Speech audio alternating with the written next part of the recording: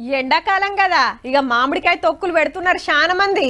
మార్కెట్లకు పోయి చూసుడు, కావలసిన మాల్ మసాలా తెచ్చుడు, ముక్కలు కొట్టించి కలుపుడు జోరుగా నడుస్తుంది అంతటా.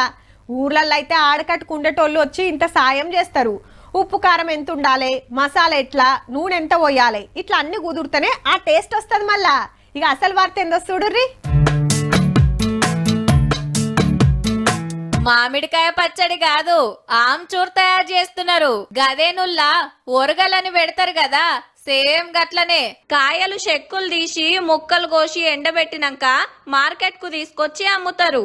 ఆమ్చూర్ తయారీకి నిజామాబాద్ మస్తు ఫేమస్. 17 కోట్ల రూపాయల దందా నడుస్తుంది ఈ మార్కెట్ కెళ్ళి. మన తాన వాడుడు తక్కువ గాని మీది బాజుకు రాష్ట్రాలకు పంపుతుంటారు. మన కూరల పులుపు కోసం చింతపండు వాడినట్టే వాళ్ళు ఆమ్చూర్ వాడుతుంటారు.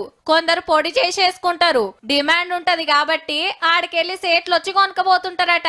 బయటి దేశాలకు కూడా పోతది మాల్. అప్పుడు 21 నుంచి 28 దాకా ఉంది. అప్పుడు మాకు 80,000 మిగిలింది. ఇప్పుడు అవుతుండొచ్చు 3 క్వింటల్ చెట్లు పట్టుకొని కైకిళ్లతోటి తెంపించి ముక్కలు కొట్టించి ఎండబెట్టి మార్కెట్ కు తెచ్చే వరకు మస్తు ఖర్చు వస్తుందట.